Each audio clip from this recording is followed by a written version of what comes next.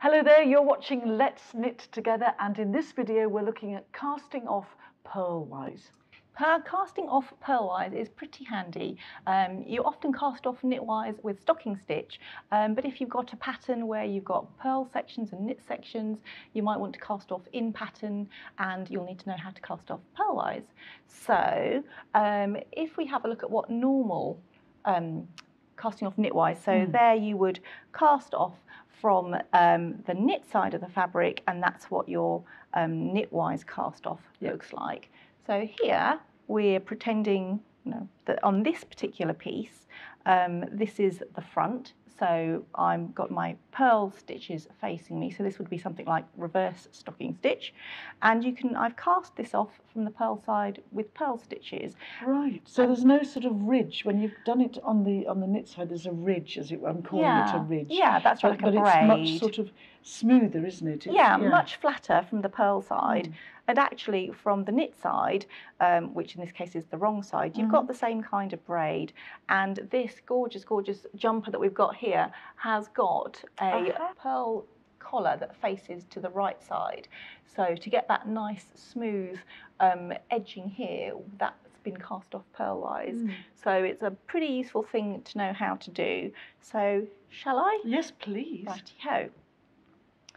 So I've got my little sample here, and because it's Pearlwise casting off, we're working from the purl side, and what you need to do is work the first couple of stitches, and then, like with knitwise casting off, just lift one over the other, so you end up getting rid of all of the stitches off your needle.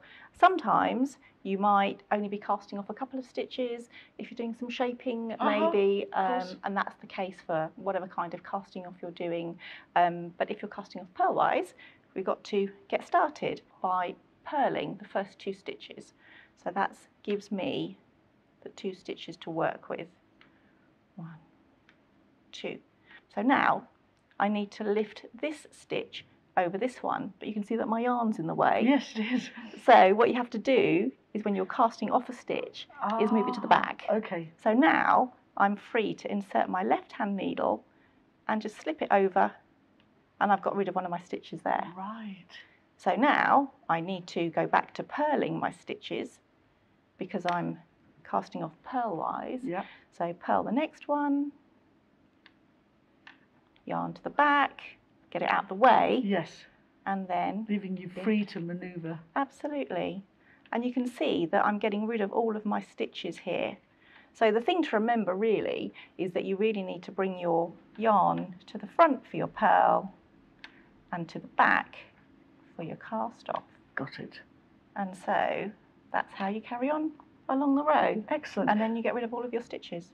And is it possible to cast off Pearlwise on the knit side? You know, would Julie, you ever do that? I knew you'd ask me that, so I'm going to just put this down and show you what happens if you do it like that. So here we go. So that's cast off Pearlwise, as I've just shown you, with a nice neat flat edge and the braid on this side. Now here's a little thing that I did, knowing that Julie might come up with this kind of question, and so I'm tricky. I have cast off Pearlwise, so I've purled stitch and then cast off Pearlwise as I just did, and actually I think it gives you quite a nice effect. So you get like a bit more of a row of purl stitches almost on that side, which would otherwise, if you just did normal knitwise cast off, look like that. So I hope you can sort of see the difference. It's a sort of cross between the two. It's not as raised as that side, but it's not as flat as the No, and actually it does give you quite a nice sort of straight edge. But the other thing that, being a bit of a knitting nerd, I thought was interesting, probably just me, is that if you put your Pearlwise cast off on the knit side next to your knitwise cast off, they go the other way. That's casting off Pearlwise. Okay, thanks for watching. See you soon.